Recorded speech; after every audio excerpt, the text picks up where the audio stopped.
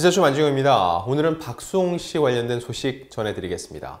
일단 2월 14일 드디어 1년 4개월을 끌어온 1심 선고가 내려집니다. 지난 2022년 10월 7일 서울 서부지방법원에 배당된 후 결론이 나오기까지 약 500일이 걸렸습니다. 앞서 검찰은 친형 내외, 친형에게는 7년, 형수에게는 3년을 구형했습니다. 1월 10일 열린 10차 공판 이후 약 한 달이 지나는 시점인데 그 사이에 과연 어떤 움직임이 있었을까요? 합의나 변제 시도가 있었을까요? 결론부터 말씀드리면 없었습니다. 자, 유죄의 경우 합의나 변제 시도가 굉장히 중요한 정상 참작 사유가 되기 때문에 혹시라도 이런 구형 후에는 이런 움직임이 있지 않을까 싶었는데 없었다는 거죠. 그리고 박수홍 씨는 지난 1월 22일 담당 이 재판부에 엄벌 탄원서를 제출했습니다. 저희가 그 엄벌 탄원서의 내용도 입수를 했습니다. 이 내용을 여러분께 모두 말씀드릴 수는 없지만 이 긴 시간 재판을 이어오면서 박수홍 씨가 어떤 마음이었는지를 이 탄원서에 그대로 담았거든요. 그 중에서 몇 개를 발췌해서 여러분들께 말씀해 드리겠습니다. 자, 먼저 친형 내외 대응입니다. 1월 10일 구형 이후에 1월 29일부터 2월 6일까지 총 8차례에 걸쳐서 변론 요지서를 제출을 했습니다. 자, 이 변론 요지서라는 게 변호사 의견서는 어떻게 다를까요? 통상적으로 이 변호사 의견서, 공소 사실 및 증거에 대한 의견을 비롯해 각 공판에서 진행된 내용을 서면으로 정리해서 제출하는 겁니다. 재판이 진행되는 동안 수시로 변호사 의견서를 법원에 제출을 하죠. 그러면 이 변론 요지서, 8차례나 제출한 변론 요지서는 뭐냐? 최종 기일, 선고 전, 지금까지의 주장을 모두 정리해 서면으로 제출하는 것을 얘기를 합니다.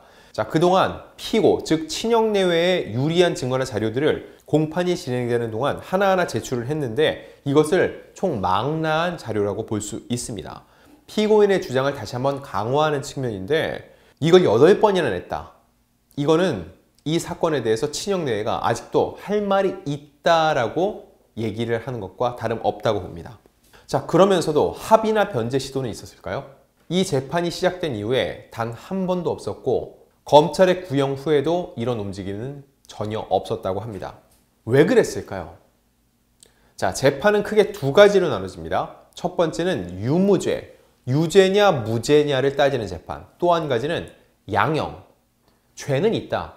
유죄인데 그러면은 죄값은 어느 정도 치를 것인가? 형량을 다투는 재판. 이렇게 재판은 크게 두 가지로 나눠져요. 그럼 이번 사건은 어떨까요? 유무죄 다툼일까요? 양형 다툼일까요? 친형 내외가 법인 자금으로 변호사비를 대고 법인카드로 일부 생활비를 쓴 것 외에는 대부분 부인을 했습니다. 이것은 3천만 원 수준인데 검찰이 본 횡령 금액은 48억 원 정도예요. 그렇게 놓고 봤을 때 사실상 대부분의 횡령 혐의를 부인하고 있다는 거죠. 결국 친형 내외는 이 사건을 두고 유무죄를 다투겠다는 의지를 보인 겁니다. 자, 이렇게 놓고 봤을 때 그들은 무죄를 주장하죠. 합의를 본다는 건 무슨 뜻입니까? 내가 잘못을 인정하는 겁니다. 그래, 내가 잘못을 했는데 그거에 대해서 내가 이만큼 책임을 질게. 얼마 줄 테니까 합의 보자. 결국 유무죄를 다툴 때는 합의를 볼 수가 없어요.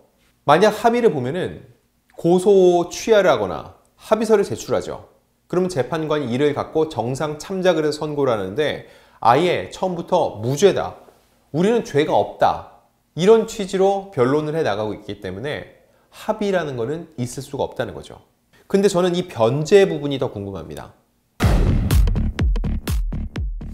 앞서 말씀드린 것처럼 법인 자금으로 자신들의 변호사비를 대고 법인카드로 생활비를 썼다. 이 부분은 인정을 했어요.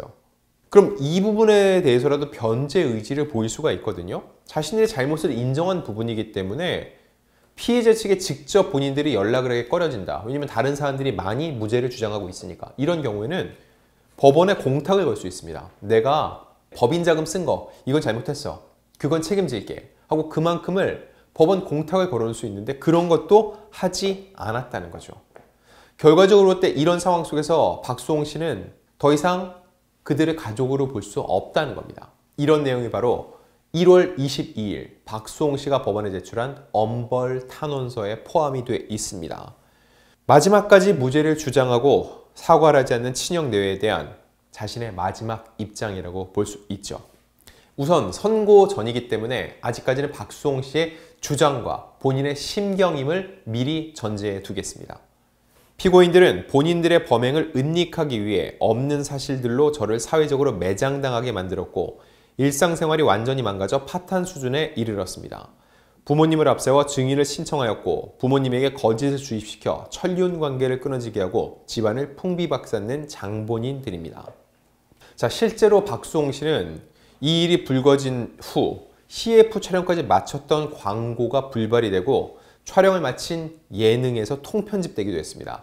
그리고 그가 오래 진행했던 MBN 동치미 시청자 게시판에는 그의 하차를 요구하는 각종 비판 글이 쇄도했습니다. 제작진이 믿고 기다려줘서 박수홍 씨의 억울함이 다소간 풀리긴 했는데 그 당시 그들의 거짓 선동에 정말 많은 대중이 흔들린 것도 사실입니다. 바로 이 부분에 대해서 박수홍 셰프가 본인의 신경을 토로한 거고요. 자, 다음 내용입니다. 저는 너무 늦게 깨달았습니다. 저 혼자 피고인들을 가족으로 생각하고 사랑했습니다. 그들은 저를 돈 벌어오는 기계, 돈 벌어오는 노예 따위 수준으로 대하였습니다. 박수홍 씨가 1991년 데뷔해서 벌써 데뷔 33년 차입니다. 근데 33년 동안 박수홍 씨는 단 한 차례도 방송을 쉰 적이 없습니다. 그런데 이번 사태로 인해서 본인의 33년 방송인 인생이 완전히 부정당했다고 생각을 하고요. 자신의 손으로 모든 걸 일구고 가족들을 먹여 살렸는데 지금 이 시점 내가 일군 것들이 나의 것이 아니라는 것에 대해서 엄청난 회한이 몰려왔다는 거죠. 그 부분에 대해서 본인이 자신을 돈 벌어오는 기계, 돈 벌어오는 노예 따위 수준으로 생각해 왔다라고 심경을 토로한 겁니다. 피고인들은 2021년 4월 이래로 2024년 1월 20일 현재까지 단 한 번의 연락도 취하지 않았으며 출연료 미정산에 대해 일부 정산을 해준다거나 업무상 횡령한 부분의 피해를 변제하기 위한 그 어떤 노력도 하지 않았고 저를 향한 2차 가해를 하기 바빴습니다. 자, 이거 제가 앞서 말씀드린 내용이죠. 변제 노력이 없었다. 그리고 2차 가해의 경우 형수의 친구가 거짓을 유포한 혐의로 2021년 벌금형에 처해진 적이 있습니다. 약식 명령을 받았어요. 그리고 지금 형수의 명예훼손 재판이 진행 중인데 형수가 한 거짓말을 옮긴 그 친구가 유죄를 받았다. 그럼 그 거짓을 처음에 전한 형수는 어떻게 될까요? 자, 이 부분 아직 명예훼손 재판이 진행 중이기 때문에 재판부의 판단을 기다려 보겠습니다. 자, 다음 박수홍 씨의 또 다른 이야기입니다. 피고인들은 피해 변제의 의지조차 없으며 가족법인이라 주장하는 피고인들은 가족인 피해자에게 그 어떤 것도 공유해주지 않고 있습니다. 이것이 어떻게 가족법인이겠습니까? 그들이 지금껏 독자적으로 운영하였고 저를 속여 마음대로 금전을 빼돌린 법인입니다. 자, 가족법인이다. 이거는 친형내외가 계속 재판 과정에서 강조해왔던 내용입니다. 가족법인으로 생각해왔기 때문에 생활비 그리고 애들 학원비 등 그렇게 써도 되는 줄 알았다라고 얼토당토 않은 주장을 내놓고 있다는 거죠. 이 법인이라는 게 가족 구성원들이 운영을 해도 법인은 법인 돈입니다. 이 돈을 개인 사적으로 유용하면 전부 다 처벌을 받아요.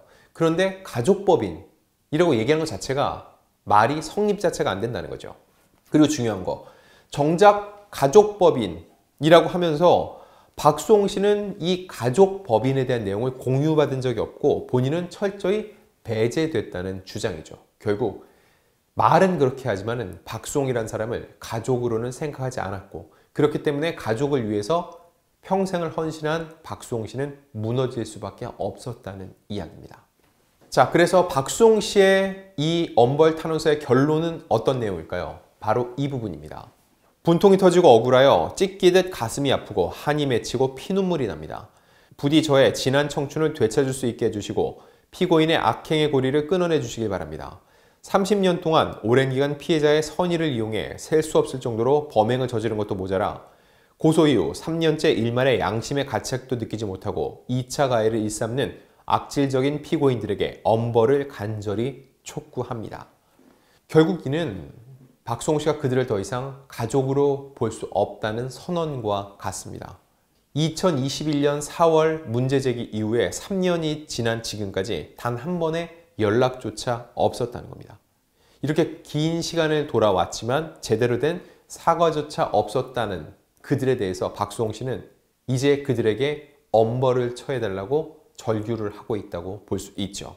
그리고 박수홍 씨, 엄벌 탄원서를 통해서 일방적인 주장만 쏟아내는 게 아니라 본인의 주장을 뒷받침할 수 있는 고소전에 제시했던 합의안, 형수 친구의 사건 결과 통지서, 벌금 받은 그 사건 말씀드리는 겁니다. 광고 모델 계약서, 실제로 광고 모델 계약을 체결했지만은 이 사건이 불거짐으로 인해서 방송되지 못했던 그 내용이에요. 허위사실 유포로 인한 언론 보도, 그리고 동치미 게시판 비난 댓글 등을 비롯해 박수홍 씨가 망막 열공 진단을 받은 진료 기록까지 모두 첨부를 해서 그 기간 동안 본인이 얼마나 심적, 육체적으로 고통을 받았는지를 증빙을 하려고 노력했습니다. 이제 남은 건 선고입니다. 2월 14일 선고가 진행이 되는데 사실 이거 역시 일단락이 지어진다고 볼 수는 없습니다. 일막이 끝나는 거죠. 왜냐? 선고 후에도 항소가 진행될 수가 있고요. 형사사건이 끝나면 그때부터 뭐가 시작된다고요? 민사재판이 시작됩니다. 민사재판의 규모 어마어마하죠. 거의 200억 원에 육박하는 수준입니다. 과연 이 재판이 어떻게 진행될지, 아울러 형수의 명예훼손재판 역시 어떻게 진행될지 이 부분 역시 하나하나 취재 후에 여러분들께 전달드리겠습니다.